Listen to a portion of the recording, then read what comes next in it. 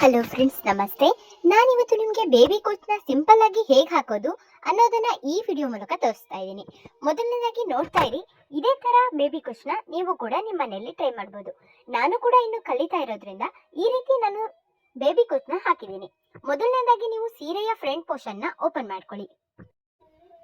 ನಾನಿಲ್ಲಿ ಥ್ರೆಡ್ ನ ಮಾಡಿಸಿಲ್ಲ, ನಾನೇ ಮಷೀನ್ ನಲ್ಲಿ ಹೊಲಿಗೆನ ಹಾಕಿದ್ದೀನಿ.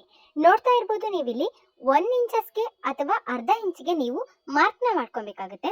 ಅಷ್ಟು ಸೀರೆಗೆ ಮಾರ್ಕ್ ಮಾಡ್ಕೊಂಡ್ರೆ ಕೊನೆಯದಾಗಿ ಮಾರ್ಕ್ಗಳು ಅಳಿಸೋಗೋ ಕಾರಣ ನಾನು ಸ್ವಲ್ಪ ಸೀರೆಗೆ ಮಾತ್ರನೇ ಮಾರ್ಕ್ ನ ಮಾಡ್ಕೊಂಡಿದ್ದೀನಿ. ನಾನು ಫಸ್ಟಿಗೆ 1 ಇಂಚ್ ಅಂತ ಯೋಚನೆ ಮಾಡಿದ್ದೆ, ಆದ್ರೆ ಆಮೇಲೆ ಅರ್ಧ ಇಂಚ್ಗೆ ಚೆನ್ನಾಗಾಗುತ್ತೆ ಅನ್ನೋ ಕಾರಣಕ್ಕೆ ನಾನು ಫುಲ್ ಸೀರೆಗೂ ಅರ್ಧ ಇಂಚ್ ಹಾಕೊಂಡೆ.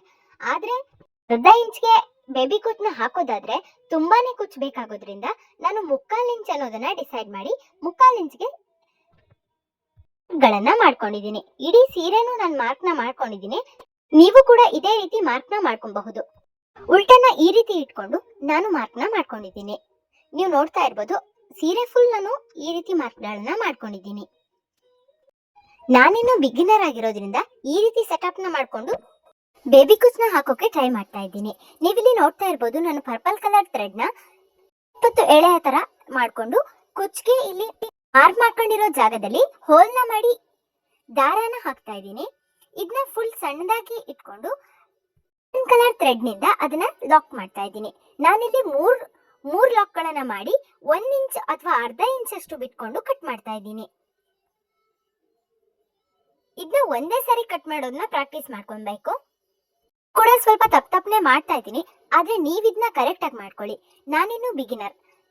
ನಾನಿಲ್ಲಿ 4 ಪರ್ಪಲ್ ಮತ್ತು 2 ಲೈಟ್ ಪರ್ಪಲ್ ಅನ್ನೋ ರೀತಿಯಲ್ಲಿ ನಾನು ಮಾಡ್ತಾ ಇದ್ದೀನಿ. ನೀವು ಅದನ್ನ ಎಷ್ಟು ಬೇಕಾದ್ರೂ ಮಾಡ್ಕೊಬಹುದು. 4 ಆದ್ರೂ ಮಾಡ್ಕೋಬಹುದು, 3 2 ಈ ರೀತಿ ಯಾವ ಕಾಂಬಿನೇಷನ್ ಅಲ್ಲಿ ಬೇಕಾದ್ರೂ ಮಾಡಬಹುದು. ನಾನು ಡಾರ್ಕ್ ಪರ್ಪಲ್ ನ 4, ಲೈಟ್ ಪರ್ಪಲ್ ನ 2 ಅಂತ ಮಾಡ್ತಾ ಇದ್ದೀನಿ. ನಾನು ಹೋಲ್ ಮಾಡಕ್ಕೆ ದಬಡ ಅನ್ನೋದನ್ನ ಯೂಸ್ ಮಾಡ್ತಾ ಇದ್ದೀನಿ. ನೀವು ಬೇಕಾದ್ರೆ ಕ್ರೋಶೋ ಕಡ್ಡಿನ ಬೇಕಾದ್ರೂ ಯೂಸ್ ಮಾಡಬಹುದು, ಅದರಿಂದನೂ ಹೋಲ್ ಮಾಡಬಹುದು. ನೆಕ್ಸ್ಟ್ ನಾನು ಸುತ್ತಿಟ್ಕೊಂಡಿರೋ ಈ ಥ್ರೆಡ್ ನ ಅದರಲ್ಲಿ ಪೋಣಿಸ್ತಾ ಇದ್ದೀನಿ. ಈಗ ನಿಧಾನಕ್ಕೆ ಹೊರಗಡೆ ತೆಕ್ಕೋಬೇಕು, ಯಾಕಂದ್ರೆ ಸಡನ್ ಆಗಿ ಅದು ಬರೋದಿಲ್ಲ. ಗಮ್ ಹಾಕಿರೋದ್ರಿಂದ ನಿಧಾನಕ್ಕೆ ಬರುತ್ತೆ. ಅದನ್ನ ತಕ್ಕೊಂಡು 1 ಇಂಚ್ ಆಗೋಷ್ಟು ಇಟ್ಕೊಂಡು ಅದಕ್ಕೆ ಗೋಲ್ಡನ್ ಕಲರ್ ಥ್ರೆಡ್ ನಿಂದ ಲಾಕ್ ಮಾಡ್ಕೊಂತೀನಿ. ಇದರಿಂದ ಜರಿಗಳು ಜಾರೋದಿಲ್ಲ ಮತ್ತೆ ಟೈಟ್ ಆಗಿ ಇರುತ್ತೆ. ನಾನು 3 ಎಳೆ ಮಾಡ್ಕೊಂತೀನಿ, ಅದರಿಂದ ನನಗೆ ಟೈಟ್ ಅನ್ಸುತ್ತೆ. ಬೇಕಾದ್ರೆ ಅದನ್ನ ನೀವು 3 ಅಥವಾ 4 ಮಾಡ್ಕೊಬಹುದು. ಆದ್ರೆ ನಾನು ಹೂ ಕಟ್ಟೋ ದಾರದ ತರನೇ ಇದನ್ನ ಲಾಕ್ ಮಾಡ್ಕೊಂತೀನಿ. ಇದರಿಂದ ಸೀರೆಗೆ ಏನು ಡ್ಯಾಮೇಜ್ ಆಗಲ್ಲ ಮತ್ತೆ ಈ ಥ್ರೆಡ್ ಕೂಡ ಜಾರು ಹೋಗೋದಿಲ್ಲ. ಇದರಿಂದ ಕುಚ್ ಕೂಡ ಚೆನ್ನಾಗಿ ಇರುತ್ತೆ. ಮತ್ತೆ ಇದರಲ್ಲಿ ಸ್ವಲ್ಪ ಫಿನಿಶಿಂಗ್ ಚೆನ್ನಾಗಿ ಕೊಟ್ರೇನೆ ಅದು ಕುಚ್ ಕೂಡ ಚೆನ್ನಾಗಿ ಕಾಣಿಸುತ್ತೆ. ನೀವು ನೋಡ್ತಾ ಇರ್ಬೋದು, ಇಲ್ಲಿ ನಾನು ನಿಧಾನಕ್ಕೆ ಫಸ್ಟ್ ಬ್ಯಾಕ್ ಸೈಡ್ ಇಂದ ಫ್ರಂಟ್ ಸೈಡ್ಗೆ ತಂದು ಆಮೇಲೆ ಇದನ್ನ ಲೆಫ್ಟ್ ಇಂದ ರೈಟ್ ಸೈಡಿಗೆ ಲಾಕ್ ಮಾಡ್ಕೊಂತಾ ಇದ್ದೀನಿ. ನೀವು ಕೂಡ ಇದೇ ರೀತಿನೇ ಲಾಕ್ ಮಾಡ್ಕೊಳ್ಳಿ. ಇದರಿಂದ ಸೀರೆ ಕುಚ್ಚು ತುಂಬಾನೇ ಚೆನ್ನಾಗಿ ನಿಲ್ಲುತ್ತೆ. ನೀವು ಕೂಡ ಸೀರೆ ಕುಚ್ಚಿಗೆ ಟ್ರೈ ಮಾಡ್ತಾ ಇದ್ದೀರಾ ಅಂದ್ರೆ ಕಮೆಂಟ್ ಮೂಲಕ ತಿಳಿಸಿ. ಇದನ್ನ ಫಸ್ಟ್ ವಿಡಿಯೋ ಆಗಿರೋದ್ರಿಂದ ಸ್ವಲ್ಪ ತಪ್ಪು ಆಗ್ತಾ ಇದೆ. ನೆಕ್ಸ್ಟ್ ನಾನು ಕೂಡ ಇದನ್ನ ಚೆನ್ನಾಗಿನೇ ಇಂಪ್ರೂವ್ ಮಾಡ್ಕೊಂತೀನಿ. ನೋಡ್ತಾ ಇರ್ಬೋದು, ನೆಕ್ಸ್ಟ್ ನಾನು ಲೈಟ್ ಪರ್ಪಲ್ ಹಾಕೋದಕ್ಕೆ ಹೋಲ್ನ ಮಾಡ್ಕೊಂಡು ಜೋಡಿಸಿಟ್ಕೊಂಡಿರೋ ಥ್ರೆಡ್ ನ ಹೋಲ್ ನಲ್ಲಿ ಇಂಜೆಕ್ಟ್ ಮಾಡ್ತಾ ಇದ್ದೀನಿ. ಇದೇ ರೀತಿ 1 by 1 ಆಗಿ ಅಷ್ಟೂನು ಮಾಡ್ಬೇಕಾಗುತ್ತೆ. ನನಗೆ ಒಂದ್ ಸೀರೆಗೆ 59 ಏನೋ ಕುಚ್ಚಸ್ ಬೇಕಾಗಿತ್ತು. 2 ಕಲರ್ ಸೇರಿಸಿ 59 ಬೇಕಾಗಿತ್ತು. 2 ಕನ್ಫ್ಯೂಸ್ ಆಗಬಾರ್ದು ಅಂತ ನಾನು ಫಸ್ಟ್ ಡಾರ್ಕ್ ಪರ್ಪಲ್ ಇರುವಂತ ಎಲ್ಲ ಕುಚ್ಚುಗಳನ್ನ 4 ಹಾಕೊಂತ ಹೋದೆ. ನಂತರ ನಾನು ಮಧ್ಯದಲ್ಲಿ ಬಿಟ್ಟಿರೋ 2 ಗ್ಯಾಪ್ ನಲ್ಲಿ ವೈಲೆಟ್ ಕಲರ್ ನ ಫಿಲ್ ಮಾಡ್ಕೊಂತ ಹೋದೆ. ಕುಚ್ಚು ಗಟ್ಟಿಯಾಗಿ ನಿಲ್ಬೇಕು ಅಂದ್ರೆ ನೀವು ಗೋಲ್ಡನ್ ದಾರದಿಂದ ಸುತ್ತುವಾಗ ಟೈಟ್ ಆಗಿ ಸುತ್ತಬೇಕು. ಕೊನೆಯದಾಗಿ ನೀವು ಸುತ್ತುವಂತ ಗೋಲ್ಡನ್ ದಾರವನ್ನ ಕುಚ್ಚಿನ ಮಧ್ಯಭಾಗದಿಂದ ಎಳೆದು ಸುತ್ತೋದ್ರಿಂದ ಕುಚ್ಚು ಗಟ್ಟಿಯಾಗಿ ಬರುತ್ತೆ.